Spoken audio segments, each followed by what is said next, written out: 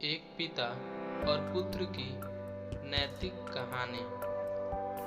Hello दोस्तों, आपका स्वागत है हमारे इस प्यारे से चैनल कृष्णा वॉइस पर। आज हम आपके लिए एक नया कहानी लेकर आए हैं, एक पिता और पुत्र की नैतिक कहानी। एक बार मनोरंजन नाम का एक बूढ़ा आदमी था जो अपनी पत्नी के साथ गांव में रहता था। उसका एक बेटा था जो काम के दौरान गांव से दूर एक शहर में रहता था। मनोरंजन अपने बेटे से मिलना चाहता था, इसलिए उसने अपने बेटे से मिलने के लिए शहर जाने का फैसला किया। वह अपने बेटे से मिलने के लिए बहुत उत्साहित था, लेकिन दुर्भाग्य से किसी और ने घर का दरवाजा खोला। मनोरंजन ने अपने बेटे के बारे में पूछा तो उसे पता चला कि उनका बेटा उस घर से चला गया है और अब किसी अलग जगह पर रहता है। मनोरंजन बहुत दुखी हो गया। कुछ देर सोचने के बाद उन नए घर वालों से अपने बेटे का कार्यालय का पता किया। उसने उनका शुक्रिया अदा किया और अपने बेटे के ऑफिस चला गया। मनोरंजन कार्यालय पहुंचा और स्वागत समारोह में अपने बेटे के बारे में पूछताछ की। वहां रिसेप्शनिस्ट ने उनकी बेटे को फोन किया और उसे अपने पिता के आने के बारे में बताया। बेटा अपने पिता आने से बहुत खुश हुआ और उसने तुरंत रिसेप्शनिस्ट से अपने पिता को अपने कार्यालय में भेजने के लिए कहा। जब मनोरंजन ने कार्यालय में प्रवेश किया, अपने पिता को सामने देखते हैं उसके बेटे की आंखों में आंसू भर आए। बेटा अपने पिता से कुछ देर तक बातचीत की और फिर मनोरंजन ने अपने बेटे से कहा, बेटा तुम्हारी माँ तुम्हें देखना चाहती है, क्या तुम मेरे साथ घर आ सकते हो? बेटे ने जवाब दिया, माफ करना पापा, मैं अभी घर नहीं आ सकता, मेरे पास बहुत काम है और अगर मैं अभी चला गया तो इसे संभालना मुश्किल होगा।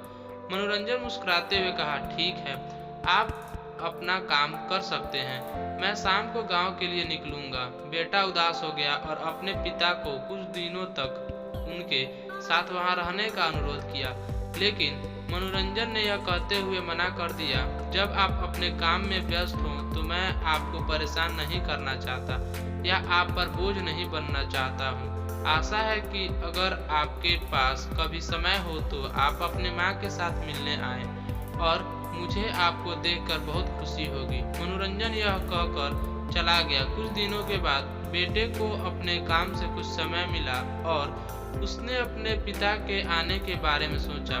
वह चिंतित हो गया और उस समय अपने पिता को अकेला छोड़ने के लिए खुद को दोषी महसूस किया। इसलिए उसने अपने कार्यालय से छुट्टी ली और अपने माता पिता से मिलने गांव चला गया। लेकिन यह देखकर चौंक गया कि उसके माता पिता उनके घर पर नहीं थे। जब उसने पड़ोसी से पूछताछ की तो वह यह जानकर चौंक गया कि उसके माता पिता इस जगह को छोड़कर अब दूसरी जगह चला गए हैं। बेटे को पड़ोसी से नए जगह की पता चला और वह वहां पहुंचा। बेटे ने देखा कि वह जगह कब्रिस्तान की तरफ लग रही थी। उनकी आंखों में आंसू भर आए और वह डर कर धीरे धीरे उस जगह की ओर चल पड़ा। दूर से देखा एक हाथ उनके तरफ लहरा रहा है। उसने गौर से देखा तो उसे पता चला वह उसके पिता हैं। उसने दौड़ा और अपने पिता को गले लगा लिया।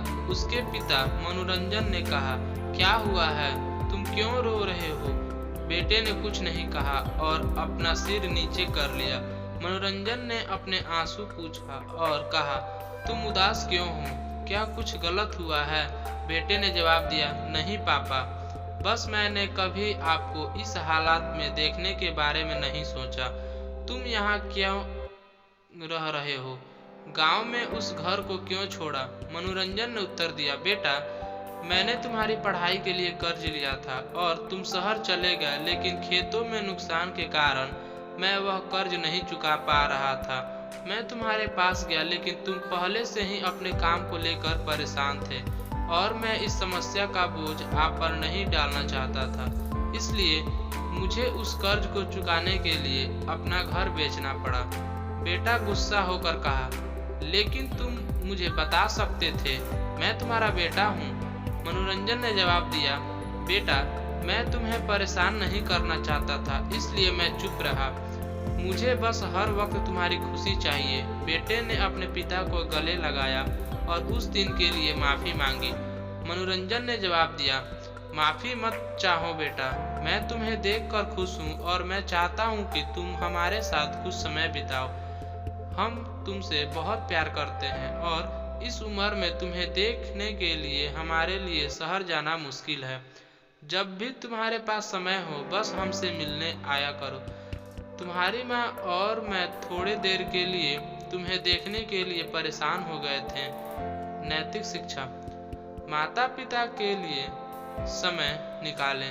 जब उन्हें उनके बुढ़ापे में आपकी आवश्यकता हो, उन्हें पीछे मत छोड़ो, क्योंकि वे आपकी सफलता का सही कारण है। अगर आपको हमारी स्टोरी अच्छी लगी हो तो लाइक करें, चैनल पर नए हो तो सब्सक्राइब करें और अपने दोस्तों को भी शेयर करें और कमेंट में बताएं कि आपको कैसी स्टोरी सुनना पसंद है।